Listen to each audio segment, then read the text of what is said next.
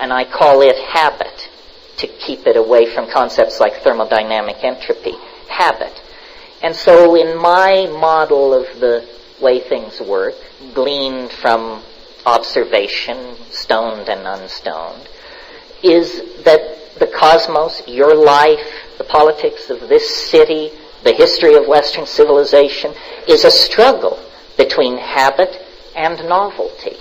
Habit is also an intuitively graspable concept. It means conservatism, recidivism, doing things the traditional way, not taking chances.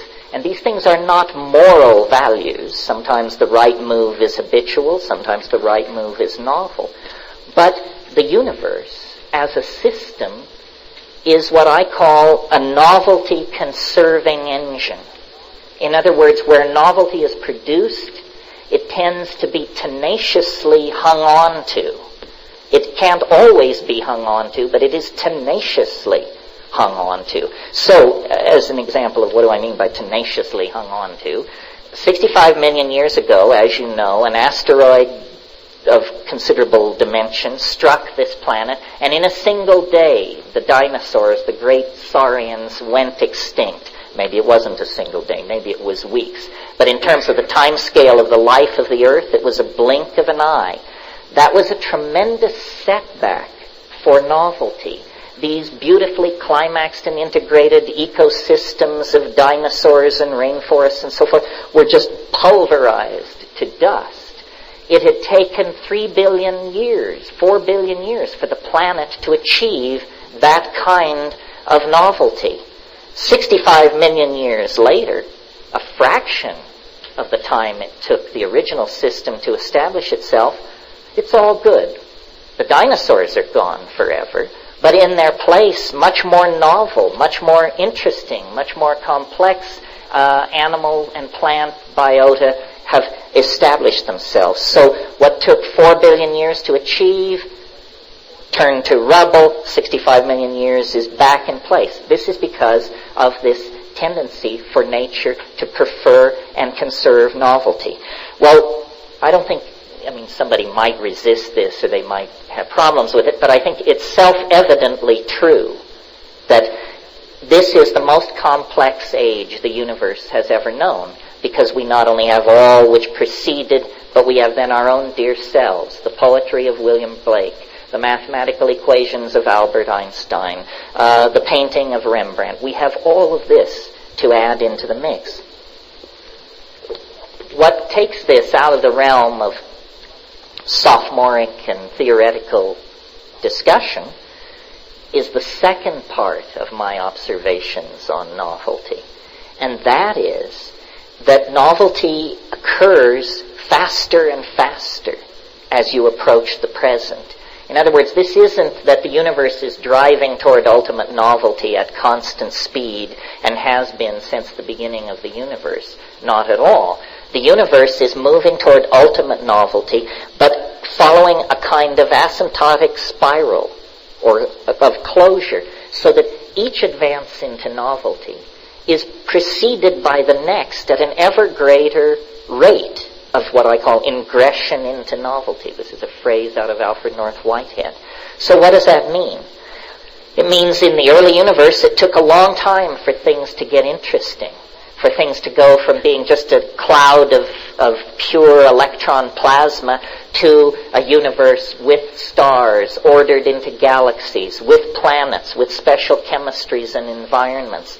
And from that came, at least on this planet, advanced life forms, first simple life forms, then advanced life forms, then the conquest of the land, then extremely advanced life forms, minded creatures, language-using human beings, tool-using human beings, and then the frantic, hysterical rush from Altamira to this moment.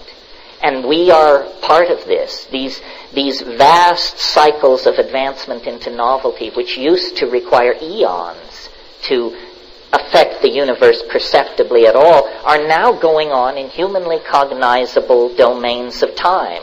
The year, the month, the day, the decade, the century. We can look at such humanly cognizable spans of time. And the overwhelming impression we have is of change. Change piled upon change, piled upon change. If this process has been rolling forward like this since the birth of the universe some 12, 13, 14 billion years ago, it's very hard to hypothesize or argue that it should cease or will somehow deflect itself from its endless ramping up of acceleration.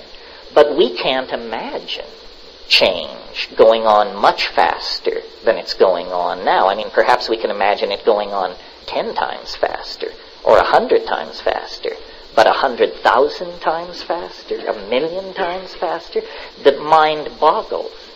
And yet, I think this is, in fact, where the universe is going. Now, since the middle 70s, I've had these ideas pretty much in place. And my faith has been that as science and human understanding advances, I would either be thrown from the boat as a crank or somehow brought into the fold. Well, I haven't been thrown from the boat as a crank. I'm not sure, speaking at the Whole Life Expo indicates I've been folded into the community of paradigmatic thinking. But I have received some encouragement in the last 18 months, and I want to just mention this briefly to you because I'm surprised how the news has failed us. Did you know that in the last 12 months, a fundamental law governing the universe in all its parts and places has been discovered that was previously not only unsuspected but denied? And a law of nature larger than any law of nature ever discovered, larger than the law of gravity, the speed of light, the second law of thermodynamics. All these are little laws, what Leary used to call local ordinances. But these local ordinances have now been contextualized in a discovery of such import that it has not even been assimilated by the community of its discoverers, let alone handed down to the peasantry like you and I. And what I'm talking about is the discovery of the cosmological constant omega. And I don't want to spend too much time on this, but here it is in a nutshell. The universe is expanding faster than the ordinary laws of physics can account for.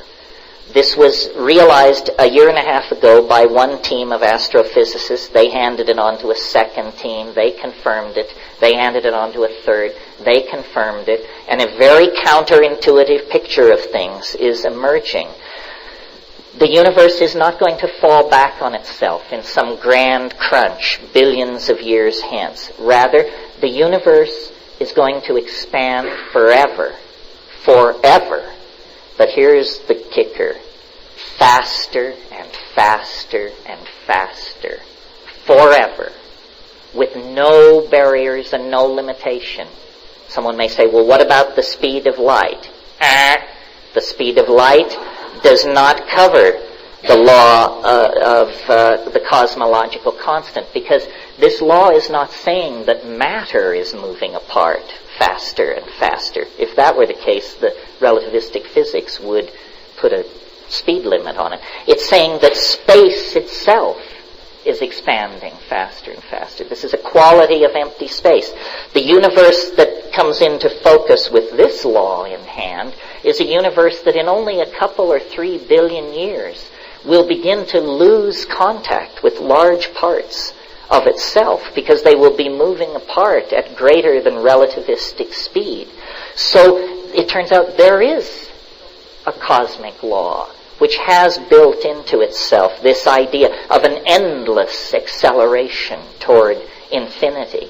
And what it means is that in a few billion years, this area of space that we call our universe may be so diffuse that there may be no more than a handful of rattling electrons